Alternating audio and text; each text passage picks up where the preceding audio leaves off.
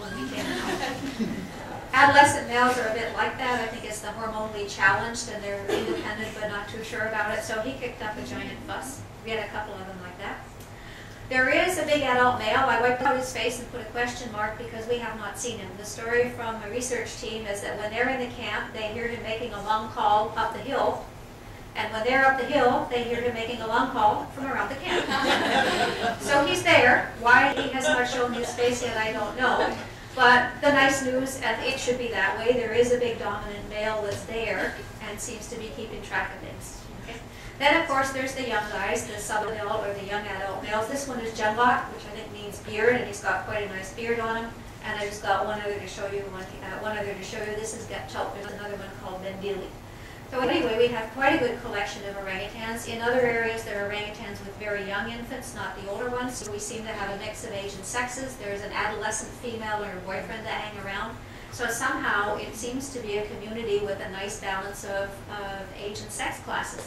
I don't know how that happened because of the fires, but somehow it did. In total, and this was a count from back in January, we'd already seen about 17 orangutans in this small area.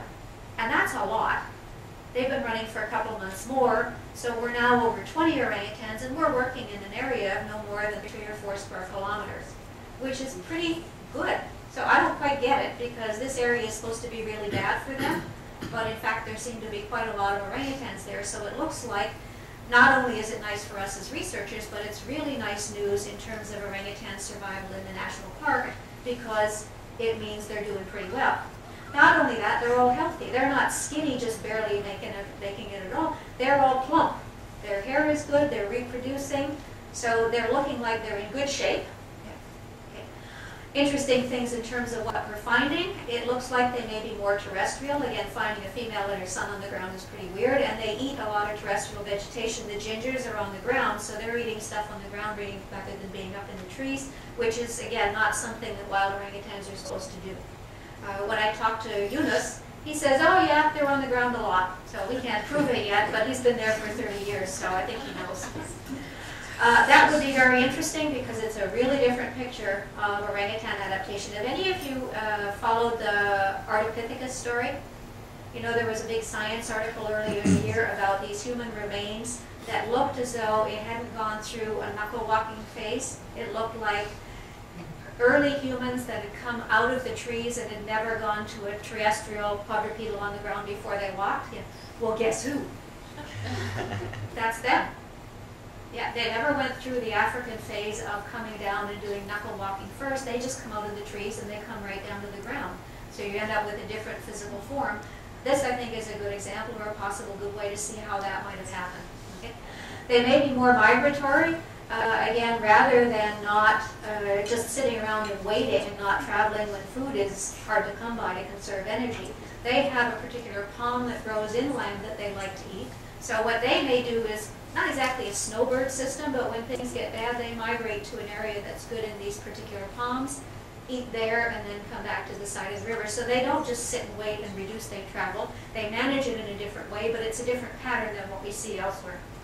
Okay. They're also, oddly enough, looking groupy. These guys are supposed to be not social because life is hard for them. Now, maybe we're just looking at them in a season that's been fruit-rich, so they can party. But it's past the fruit season, and my guys say they're often running across orangutans in groups of 4 or 5, which is kind of weird.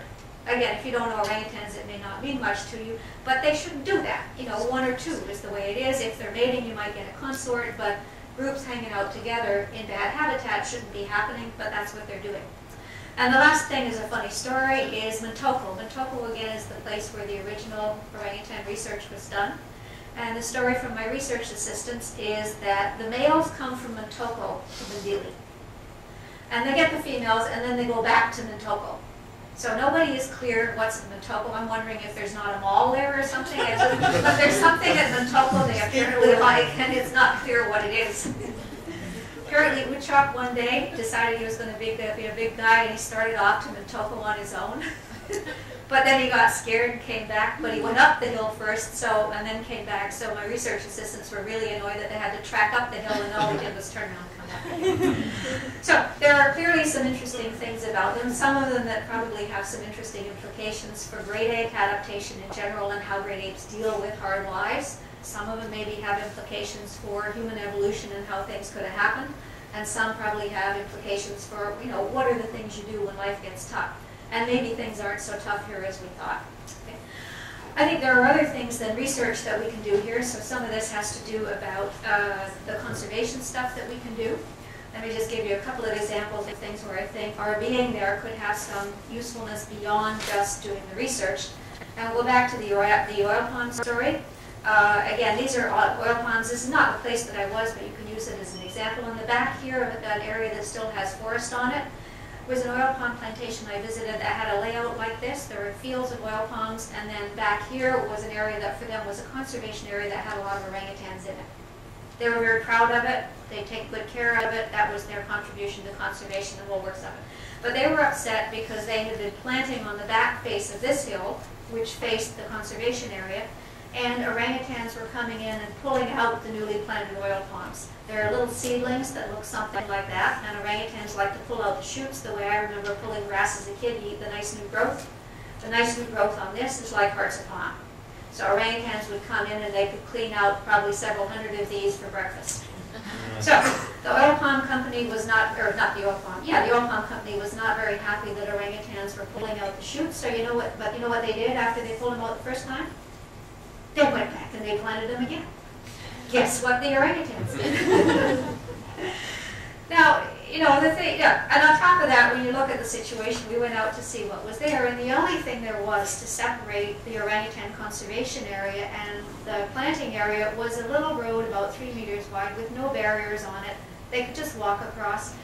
And because of the slope, orangutans in the forest to sit on a tree, see what's happening in the plantation, wait till people go home, and then go and have their meal. So the layout was not suited to cutting down the conflict. And you don't blame the oil palm people. They don't know much about orangutans. But if you know anything about orangutans, you look at it and immediately say, well, that wasn't very smart, was it? So basically, if you get people in who know a little bit more about what they're looking for and how they operate, you could probably help them come up with a better system for planting to make sure or to minimize the problems with the orangutans. Another one, corridors. It's another plantations. These are acacia plantations just where we are. This is, again, Kutai National Park, the south border here. And these are an acacia pulpwood plantation. The problem here is that orangutans eat the bark off the acacia trees, so they kill them. They only do it when the trees are young, but they can kill a substantial number of acacias, and the plantation owners complain about how much money they're losing because of the orangutans taking the acacias. So what they proposed was they were going to make what they think, first of all, they think that the orangutans are coming from the national park to steal their acacias. The scale here, this is 8 kilometers, so this is probably 12 kilometers. So first of all, very unlikely that the orangutans are traveling that distance. They're not going to want to go that far. Orangutans often travel 200 meters a day. They're not going 12 clicks for acacias. They're also, the orangutans that are feeding here are probably also not orangutans that come from the national park. They're probably orangutans that were there for the first place, because they just would never travel that far, or very unlikely they would travel that far to come and eat acacias. Third thing that's a problem with it, I mean, they have a nice little river, and they are even willing to put aside 200 meters either side of the river that they will protect for the orangutans and other wildlife. But first of all, the habitat that's there. The color here is what the habitat is like on the side of the river. So the greeny stuff is like old scrubby forest. It's not real forest, it's like scrub. The red stuff is clear. There's no forest there at all. So why would an orangutan go into a corridor that has nothing attractive in it? There's nothing to eat, there's nothing to climb, there's no place to make a nest. So while it's a nice idea, it's obviously not a solution that is going to be immediately useful because there's nothing there to attract orangutans. You could plant stuff, but it's going to take a while. The other thing is that I asked, well, where does this corridor go? For example, what's actually planted here and what's planted here? And they narrowly said acacias. So guess what you've done? You've created a nice 4-lane highway taking orangutans directly to the acacias. You could do a good job on this, but you can see how easy it would be for this to backfire if you don't design it properly. If, for example, you plant trees in the corridor